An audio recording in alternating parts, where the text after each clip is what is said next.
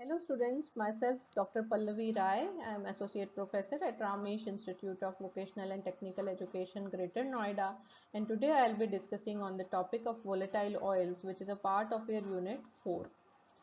What are volatile oils? They are generally the odorous principles. Basically, they are volatile in nature, means that they evaporate at room temperature and have a specific odor, and because of which they are also known as ethereal in nature due to the volatile nature. And secondly, they are also known as essential oils because of the aroma or the essence they produce. So they are the odorous volatile principles of plant and animal source which evaporate when exposed at ordinary temperature, and hence they are known as volatile or ethereal or essential oils. They are generally concentrated hydrophobic liquids, means they do not mix in water easily, therefore they are known as hydrophobic liquids, and generally they exist in plants through their secretory tissues. They may exist in the umbelliferous fruits like your fennel, saunf or coriander, dhania, etc. Or they can be in the oil glands, basically in the lemon peel or in the orange peel. They can be in the trichomes of the leaves like in eucalyptus or tulsi, and they can also be in the petals of the flowers through the secretory cells present in the petals. Now, what are terpenes? I am discussing this terpenes because volatile oils are derived from the terpenes only, and terpenes are basically derived from the isoprene units. Now, what is this isoprene unit? Isoprene unit is a product which is developed in the plant through the mevalonic acid pathway. So acetate is formed in the mevalonic pathway, and this generally is a isoprene structure with C5H8 structure, that is 5 carbon atoms and 8 hydrogen atoms. So as you can see, 1 carbon, 2 carbon, 3 carbon, 4th carbon and 5 carbon are there, and if you count the number of hydrogens as per the saturation, unsaturation which is present, there are 8 hydrogen atoms. Now further, if we look at this table, any isoprene unit when it exists alone, it is either known as isoprene or it is known as a hemiterpene, means half terpene, and the molecular formula is C5H8. A monoterpene or a terpene, it is also known as a terpene or a monoterpene, has 2 isoprene units and 10 carbon atoms, or the formula is C10H16. So as you can see, there are 2 isoprene units coming together to form a monoterpene. Now if we look at the third, that is sesquiterpene. Sesquiterpene has 3 isoprene units with the molecular formula of C15H24, and then the diterpene similarly has 4 isoprene units with the molecular formula of C20H32, and triterpenes have 6 isoprene units with the molecular formula of C30H48. There is also a tetraterpene which is having the 8 isoprene units. Now if we look at the basic uses or the chemistry of these terpenes, so I can say that monoterpene and sesquiterpenes and few of the diterpenes are generally volatile oil in nature. So the volatile oils, they have monoterpene, sesquiterpenes, and some of them may be diterpene in nature. The other diterpenes, triterpenes and tetraterpenes have different effects and different physiological functions. They do not have the properties of volatile oils and they are totally different chemical compounds. So this is a basic introduction regarding the structure of the volatile oils. So again, as the slide shows, that the terpenes are generally found to be present as monoterpenes and sesquiterpenes, and further they may be either acyclic, means they will have either a aliphatic structure or a cyclic structure, either monocyclic, bicyclic or tricyclic, and the functional groups may be simple hydrocarbons or they may be oxygenated derivatives like alcohols, aldehydes, ketones, phenols, oxides, peroxides and esters. Now this is the first classification, which is based on which category of volatile oils are present. Whether it is a monoterpene, monoterpene will have C10H16. Okay, that will be the basic ring, and they may be either acyclic, they may be monocyclic, or they may be bicyclic. They can also be sesquiterpenes, means they may be acyclic, monocyclic, bicyclic, or tricyclic.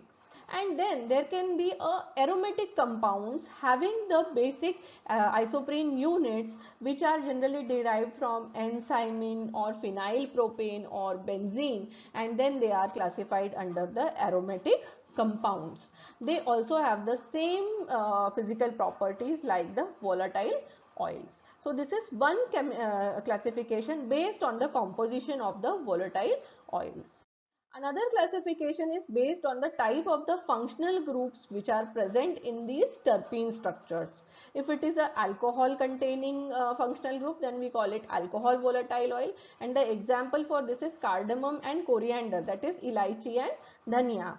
If it is aldehyde volatile oil, means aldehyde group, CHO group, with dalchini, that is cinnamon, and lemon peel, means the covering of a lemon. Then ester volatile oils containing ester group, and the example is lavender, it is a flower drug, and then mustard, that is sarso.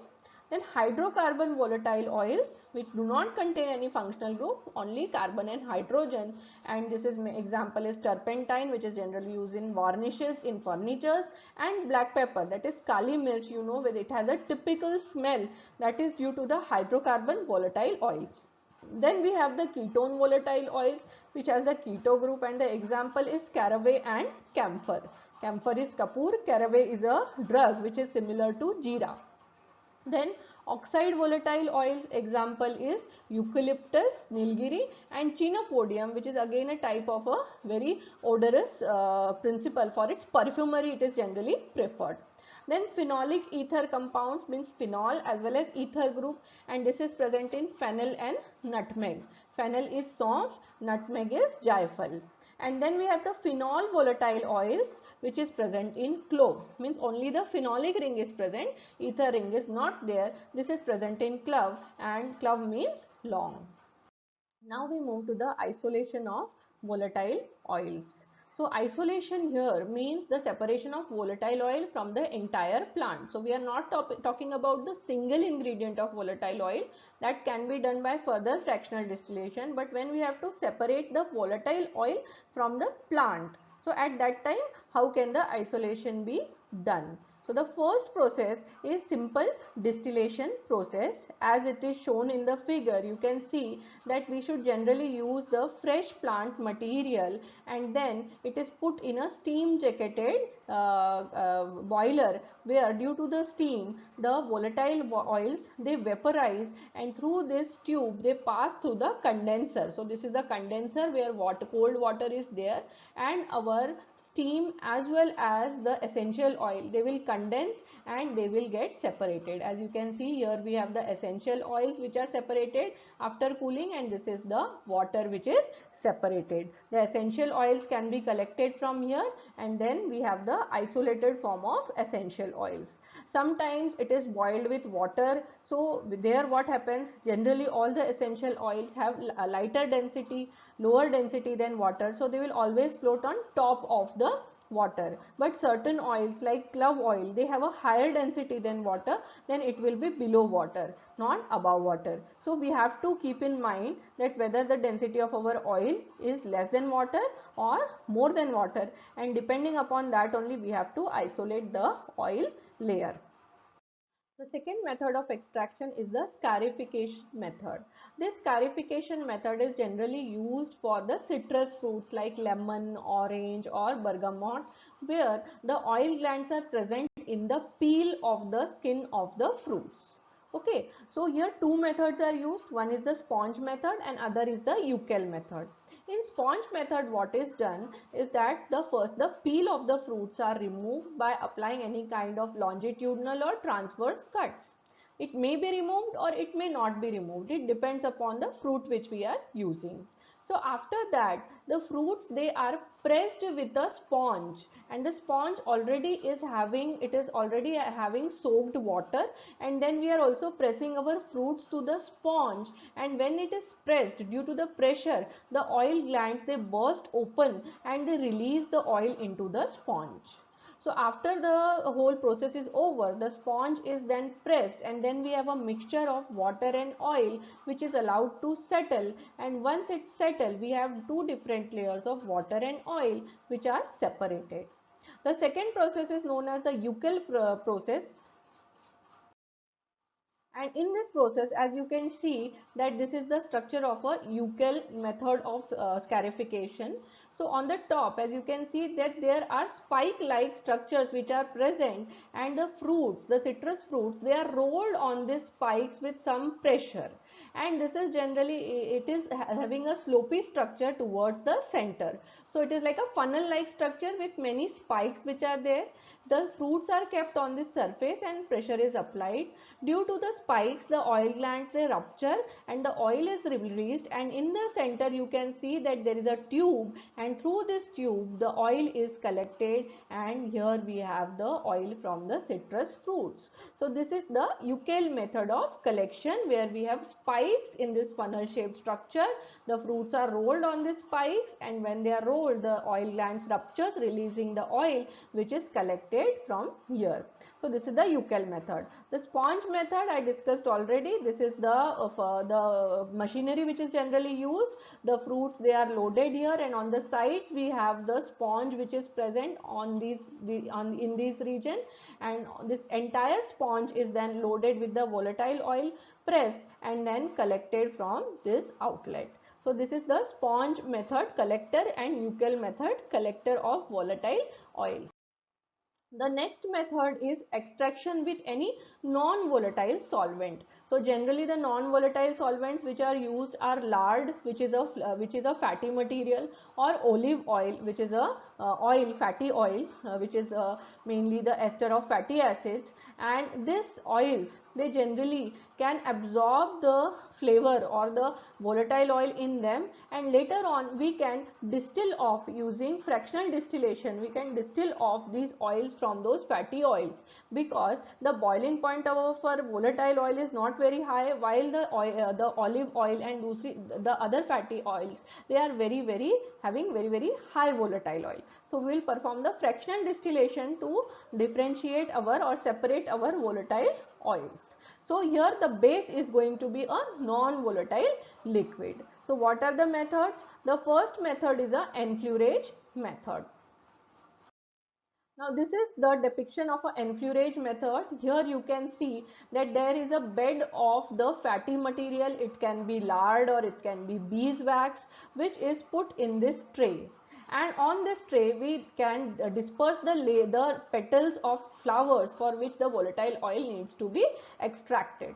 After this, a hot air is passed through these petals, so that the volatile oils, they vaporize, and they gradually, because they are lipophilic in nature, they will get absorbed inside the beeswax. So this layer is again and again replaced with fresh petals until and unless this beeswax or the lard becomes completely saturated with volatile oils. Once it is completely saturated, the fractional distillation is done and we get our pure volatile oil. So this method is known as the enfleurage method. The second method is the maceration method. As you can see in this picture, this is just a depiction. I will tell you the exact procedure. Here we take the drug, put the base oil, it may be olive oil, and leave it for some period of time. We can replace it with fresh drug again and again until the entire oil gets extracted in this base oil. Okay, so that is maceration. We will take one oil, it may be olive oil, sesame oil, or any kind of oil, in which we will put our fresh drug. We may boil it if required, or we may leave it like that only for a long period of time. Gradually the volatile oils get absorbed by the oil, and we can keep on replacing fresh flowers or fresh drug, so that the base oil becomes completely saturated with the oil. Later on, we can perform the fractional distillation and separate our volatile oil. So these are the two methods of the use of non-volatile liquids.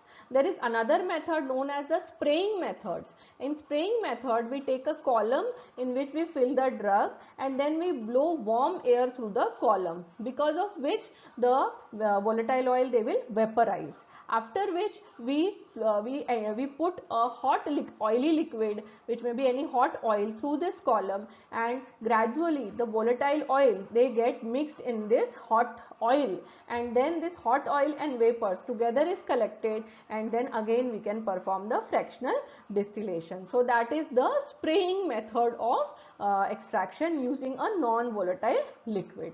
And then the last method which is shown in this is the solvent extraction method. In solvent extraction method, we will take the fresh drug, and we will take any solvent like petroleum ether or benzene, and we will heat it.